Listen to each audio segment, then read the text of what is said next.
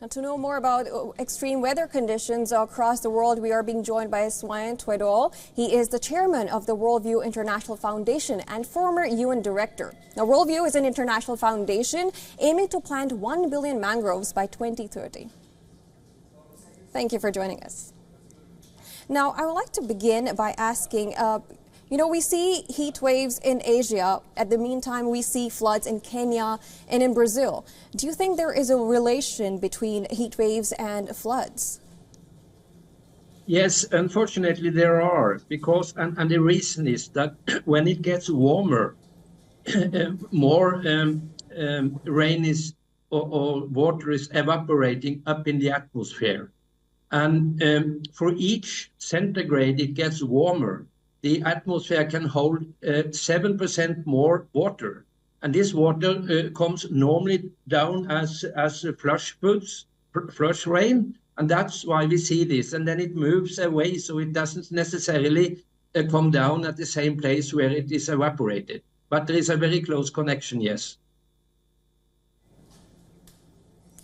Now, is there a possibility that these extreme conditions will continue in the coming years now that you've mentioned that the rising temperatures are the cause of these?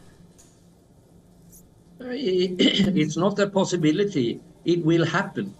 Just a week ago, there was a survey made by The Guardian, and they asked 843 scientists that is member of the International Panel for Climate Change.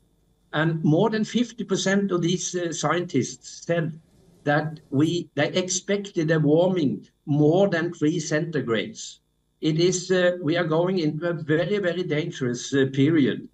We humans, we are very intelligent, but we are not very wise, because the cost of this apocalyptic development is 6 times higher than if we decided that we would prevent the warming as of now. So the extreme weather will increase a lot, and we will see an ice-free Arctic in the middle of September. There will be millions of refugees if it goes like the way the scientists are saying, 3 centigrades warming. Cities like Shanghai, Miami, and Rio will be underwater. It is unbelievable what kind of trouble we are going into, and we know we are doing it, and we don't do what is needed. Yes. Now, every year we have the climate summit, and we have so many countries coming up, and they have a due date for climate goals, and somehow every next year it seems to be extending. So, considering the Earth and the timeline, how much timeline do you think Earth actually has, considering that we keep on extending the deadline? Well, I can tell you exactly what is needed according to the scientists.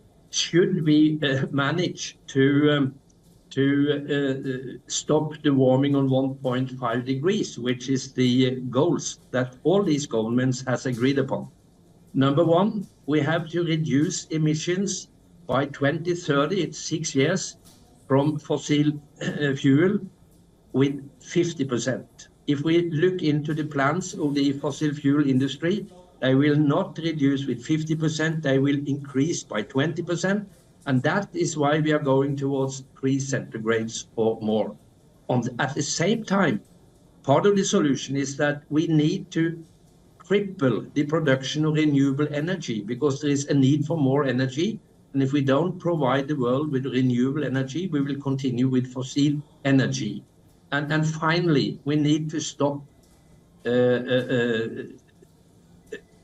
we need to save the forest, because now the global biomass is shrinking, and this contributes with 20% of the emissions, 15 to 20%.